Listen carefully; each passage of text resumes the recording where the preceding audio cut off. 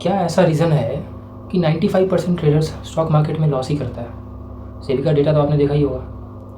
तो सेबी का तो चलो एक लेक्चर है, जब भी आप अपना ब्रोकरेज ऐप ओपन करेंगे तो उधर आपको लेक्चर दिखेगा, बट लेक्चर के पीछे भी कुछ तो बात है, ठीक है, जो मैं आपको एक्चुअल में क्या बात है मैं बताऊंगा इस वीडियो में, ठीक है। मैं आपको ऐसे ही मतलब हवा में तो नहीं बताऊंगा, ठीक है, क्योंकि मेरा एक्सपीरियंस रहा है इस चीज़ों में और मैं अपने एक्सपीरियंस के बेसिस पे आपको गाइड करूंगा फॉर श्योर।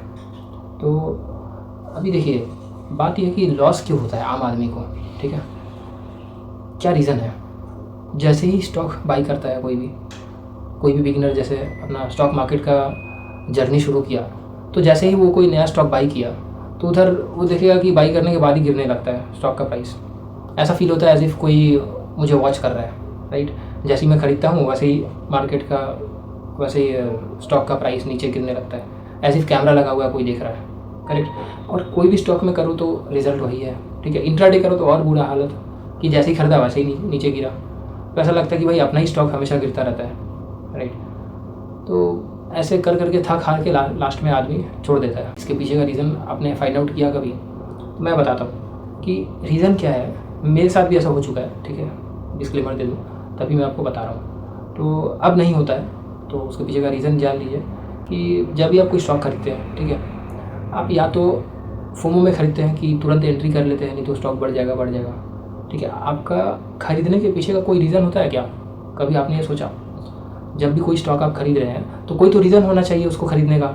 रीज़न क्या हो सकता है? कि कंपनी अच्छा है, बस सिर्फ इतना काफ़ी नहीं है।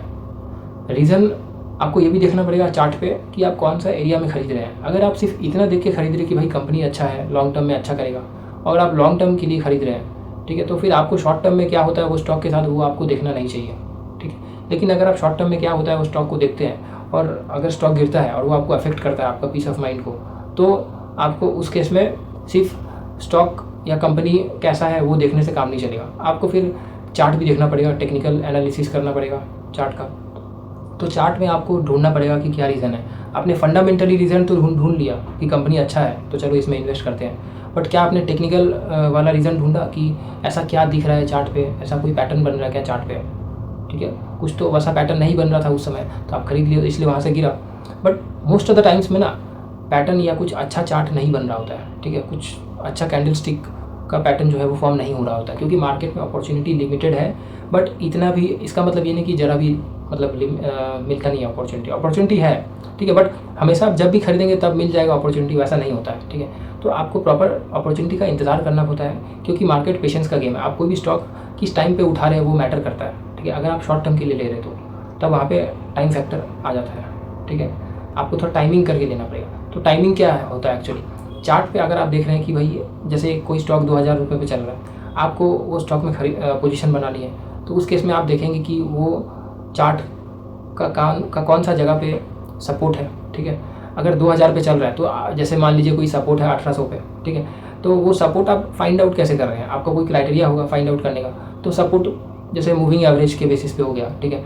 मान लीजिए आप मंथली चार्ट पे देख रहे हैं, ठीक है, मंथली चार्ट पे देखना ज़्यादा बेटर है, या फिर वीकली पे, ठीक है, वीकली पे चली जाइएगा, वीकली थोड़ा हल्का बेटर है, ठीक है। तो शॉर्ट टर्म नहीं, उस केस में अगर आप मान लो 1 से 2 महीना के लिए अगर आप इन्वेस्ट करना चाहते हैं तो वीकली वाला टाइम फ्रेम पे अपना चार्ट को देखें, ठीक है। टाइम फ्रेम वीकली सिलेक्ट कर लीजिएगा, ठीक है। वीकली सिलेक्ट कर लेने के बाद आपको देखना पड़ेगा कि चार्ट का ऐसा मतलब एक नॉर्मल देखिए, चार्ट को थोड़ा छोटा कर लीजिए और देखिए कि उसका ट्रेंड कैसा है, ठीक है, पिछला 8-10 साल में किस तरह से वो चलते हुए आ रहा है। अगर उसका ट्रेंड अपसाइड है, अपवर्ड्स की तरफ है, तो आपको पहला ये समझ में आएगा कि स्टॉक जनरली अच्छा कर रहा है, ठीक है, अपवर्ड्स की तरफ है, यानी कि उसका फंडामेंटल तो आप चेक कर लिए, तो फंडामेंटल्स अगर अच्छा है तो स्टॉक का चार्ट भी अच्छा है, मतलब दोनों उसका प्रीवियस ट्रेडिंग हिस्ट्री चार्ट का क्यों कैसा बढ़ता गया, टेक्निकल एनालिसिस के हिसाब से बढ़िया है, और बाद बाकी उसका जो क्वांटिटेटिव एनालिसिस है कि जैसे उसका पीएल बैलेंस शीट और कैश फ्लो सब जो हो गया, ठीक है, वो भी सही है। तो दोनों पैरामीटर पे अगर खरा उतर रहा है तो आप उस कंपनी में फर्दर इन्वेस्ट कर सकते हैं। बट आपको ये देखना पड़ेगा कि उस चार्ट में सपोर्ट कहाँ है, कौन सा जगह पे वो आके थोड़ा आराम कर सकता है। तो सबसे पहला बात देखिए, जब भी आप गाड़ी चलाते हैं तो गाड़ी का एक एवरेज होता है, राइट, वो एवरेज मेंटेन करके आप चलाते हैं। अब तो अचानक से तो जैसे आप स्कूटी चला रहे हैं तो अचानक से आप 90 किलोमीटर पर आवर पे नहीं जा सकते, और एकदम से आप 20-30 किलोमीटर पे बहुत मतलब मेन रोड पे नहीं चला सकते, ठीक है, अगर बड़ा रोड है तो आपका एक एवरेज होता है राइट, 40 से 50 ऐसा एवरेज आप बोलते हैं कि 40 से 50 के बीच में चलाना बेटर है, या 40 से 55 के बीच में चलाना बेटर है। बहुत मैक्सिमम चलिए 60 पकड़ लेता हूँ। तो वैसे ही स्टॉक का भी मूव करने का एक एवरेज होता है। तो आपको एवरेज, एक मूविंग एवरेज जो इंडिकेटर है, काफ़ी बढ़िया इंडिकेटर है, उसको यूज़ कर सकते हैं। तो उसको आप 50 का मूविंग एवरेज लगा लीजिए। तो चार्ट पे अगर वीकली टाइम फ्रेम पे 50 का मूविंग एवरेज पे अगर आता है, और मान लीजिए 20 मूविंग एवरेज, ये पीरियड का बात कर रहा हूँ मैं, 20 मूविंग एवरेज मतलब 20 दिन का जितना भी कैंडल है उसका एवरेज निकालेगा, सिंपल मूविंग एवरेज, ठीक है। एक्सपोनेंशियल वगैरह में नहीं जाना है फिलहाल अभी। 50 वाला या 50 डेज का भी मूविंग एवरेज आप देख सकते हैं, यानी कि वो पिछला 50 दिन का कैंडल का एवरेज बता रहा है, ठीक है। जैसे आज के डेट पे आप अगर खड़े हैं तो वो जब से स्टॉक लिस्ट हुआ है तब से लेके 50 कैंडल का मतलब क्यूमुलेटिव बेसिस पे करके वो एवरेज लेके आज के डेट पे वो एक एवरेज उसका निकल के आ रहा है 50 पीरियड का मूविंग एवरेज।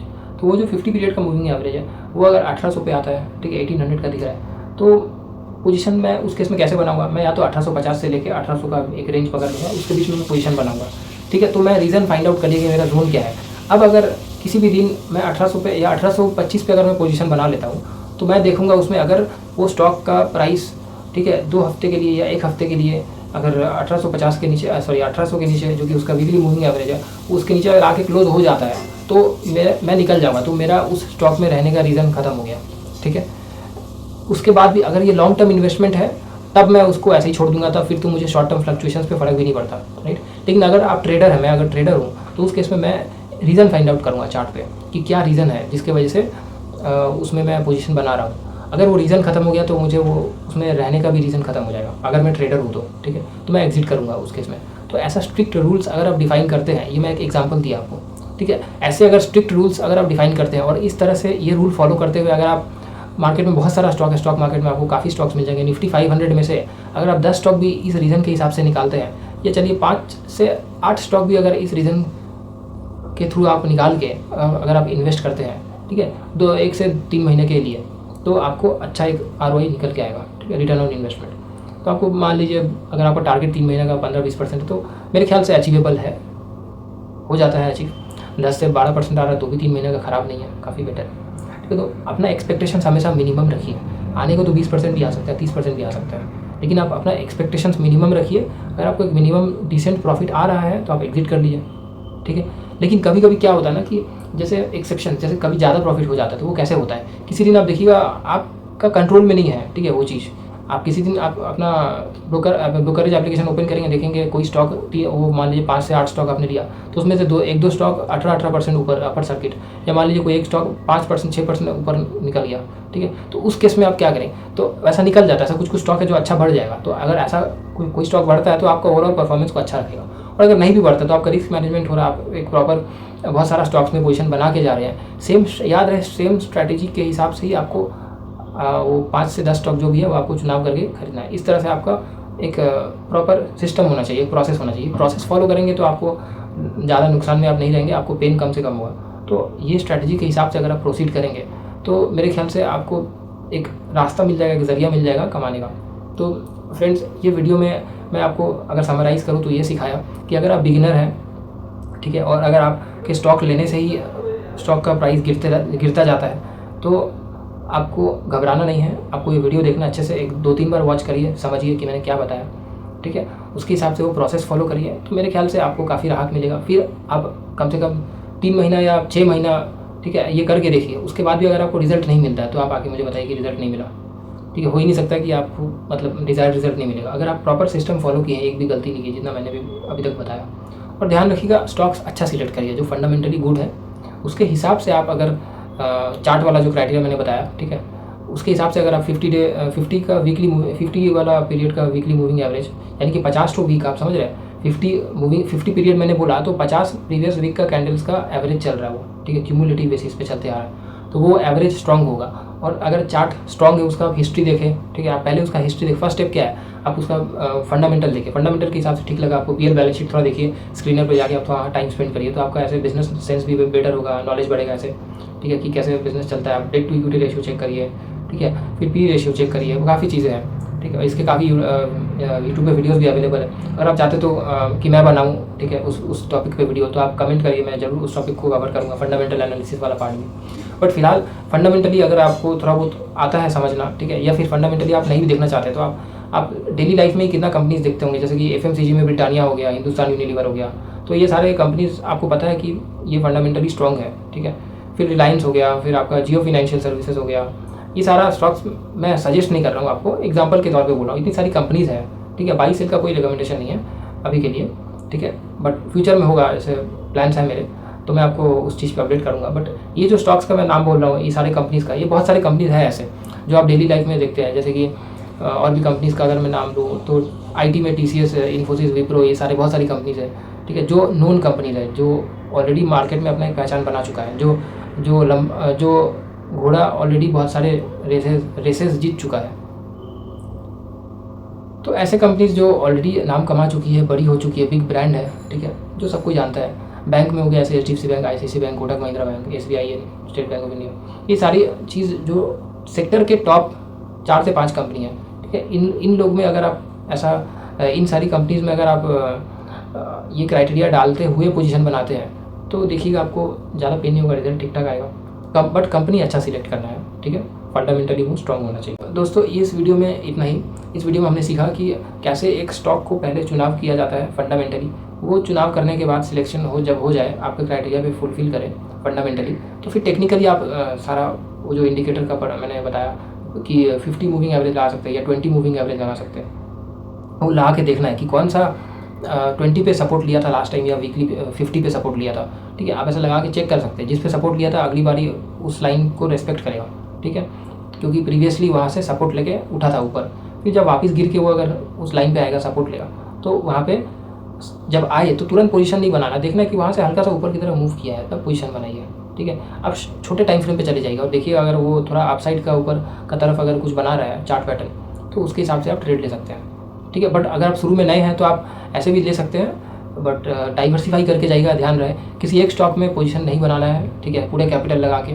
आपको हमेशा कैपिटल का 10% से ज़्यादा या 5 से 8% ऐसे बहुत सेफ बोला जाता है, बट अगर आपका कैपिटल छोटा है तो 50,000 60,000 है, तो उस केस में आप करके 5-6 स्टॉक्स में लगाए तो सही है, सेफ रहेगा, ठीक है, या 8 स्टॉक तक जा सकते हैं आप। तो इस तरह से अगर आप करेंगे प्रोसीड मार्केट में, तो मेरे ख्याल से आप कुछ मीनिंगफुल रिटर्न जनरेट कर पाएंगे, और मार्केट में फिर रहने का मतलब भी बनेगा कि भाई है मार्केट में पैसा लगा रहे हैं, कुछ पैसा जो है उसको काम पे लगा रहे हैं, तो कुछ रिटर्न भी आ रहा है, ठीक है। तो ये उन लोगों के लिए है जो लोग जस्ट अभी स्टार्ट कर रहे हैं, ठीक है, और कुछ स्टॉक मार्केट से कुछ कमाना चाहते हैं। तो कमाने का भाई वो तरीका यही है, ठीक है, ये तरीका को फॉलो करिए और डिसिप्लिन के साथ, रूल मत ब्रेक करिएगा, ध्यान रहे, तो मेरे ख्याल से पैसा बनता है। इतना भी डिफिकल्ट नहीं है market, it is difficult, but अगर आप डिसिप्लिन के साथ रूल फॉलो करते हुए करते रहें कंसिस्टेंटली, तो मेरे ख्याल से आप प्रॉफिट में ही निकलेंगे, ठीक है। और फिर वो कैमरा लगा हुआ है, ये वाला प्रॉब्लम सॉल्व हो जाएगा कि मेरे स्टॉक बाई करने से ही नीचे गिरने लगता है, ठीक है। इंट्राडे वगैरह अवॉइड करिए, इंट्राडे स्ट्रिक्टली मत करिए अभी के लिए। न्यू कमर्स लोगों को, तो बिगिनर्स लोगों को तो इंट्राडे करना ही नहीं चाहिए, ठीक है।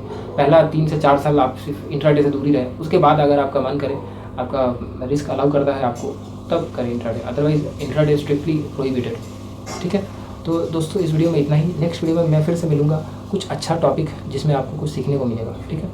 तो चलिए आज के लिए आपसे अलविदा लेता हूँ, मिलते हैं नेक्स्ट वीडियो में ऐसे ही किसी टॉपिक के साथ। और चैनल को जरूर सब्सक्राइब करिएगा अगर आपको इस तरह के वीडियोस अच्छे लगते हैं, ठीक है, आपको कुछ सीखने को मिलता है तो चैनल सब्सक्राइब करिए, वीडियो को लाइक करिए और कमेंट में बताइए आपने इस वीडियो से क्या सीखा और आप फर्दर क्या सीखना चाहते हैं। और अगर आपको कोई क्वेरी है तो कमेंट में ज़रूर लिखिए, मैं आपका जवाब ज़रूर दूंगा। और कोई टॉपिक पे वीडियो चाहते हैं तो ज़रूर कमेंट करके बताएं, क्योंकि अगर आप ऐसे कमेंट करेंगे तो मेरा भी मन बना रहेगा और मुझे लगेगा कि हाँ मैं आपको कुछ, आपके लिए कुछ कर रहा हूँ, वीडियो बना रहा हूँ, तो आपको रिजल्ट मिल रहा है। और ये भी लगेगा कि आपको सीखना चाहते हैं, ऐसे मेरी ऑडियंस है जो आगे बढ़ना चाहती है, सीखना चाहती है, स्टॉक मार्केट में अर्न करना चाहती है, वो भी सीख करके learn first learn and then earn, ऐसा अगर आपका है तो आप कृपया कमेंट करें, मैं आपको पक्का हैंड होल्डिंग करूँगा, गाइड करूँगा वीडियो बना के, ठीक है, यूट्यूब के थ्रू। तो मिलते हैं नेक्स्ट वीडियो में, तब तक के लिए thank you, thanks for watching, bye.